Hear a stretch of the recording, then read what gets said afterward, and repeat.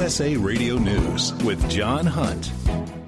A man armed with a rifle threw explosive devices at an immigration jail in Washington state, then was found dead after 4 police officers arrived and opened fire. The Tacoma Police Department said officers responded about 4 a.m. to the privately run Tacoma Northwest Detention Center, a U.S. Department of Homeland Security detention facility that holds migrants pending deportation proceedings. The detention center also held immigration-seeking parents separated from their children under Donald Trump's zero-tolerance policy, an effort meant to deter illegal immigration. The shooting took place about 6 hours after a peaceful rally in front of the detention center, police spokeswoman Loretta Kuhl said. She also said another rally was planned for later in the day, but it was to be held in a different area because of the investigation into the police shooting. Take us with you on your mobile device and listen anytime at usaradio.com. This is USA Radio News. With an update from New Orleans, Barry rolled into the Louisiana coast, flooding highways and forcing people to scramble to rooftops, dumping heavy rain that could test the levees and pumps that were bolstered after Hurricane Katrina devastated New Orleans in 2005. The system weakened to a tropical storm as it made landfall about 160 miles west of New Orleans, with the winds falling to under 70 miles an hour, according to the National Hurricane Center. By late afternoon, New Orleans had been spared the worst effects, receiving only light showers and gusty winds, but officials are continuing to warn that Barry could cause disastrous flooding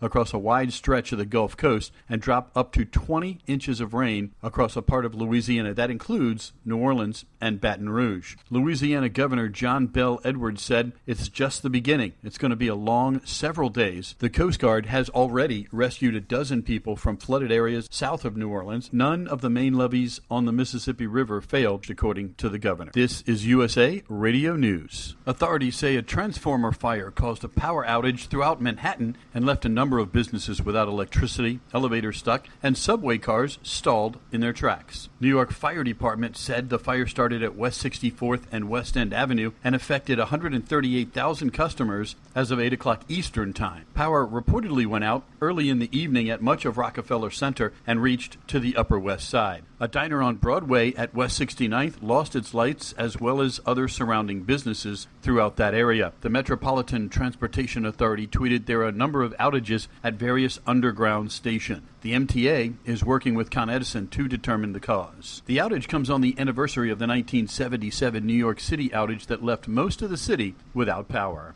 Former New York Mets pitcher Dwight Gooden, who has struggled with substance abuse for years, was arrested for alleged cocaine possession in New Jersey. The famed pitcher was picked up by police in the Homedale Township of New Jersey, about 55 miles south of where Gooden burst onto the scene in 1984 and won National League Rookie of the Year. He was pulled over by police who found 2 small baggies containing cocaine, according to a criminal complaint written by Police Sergeant Michael Moore and filed by the Monmouth County Prosecutor's Office. Gooden was charged with third-degree possession of a controlled dangerous substance, possession of drug paraphernalia, and driving under the influence. He faces a maximum of 5 years behind bars if convicted. For USA Radio News, I'm John Hunt.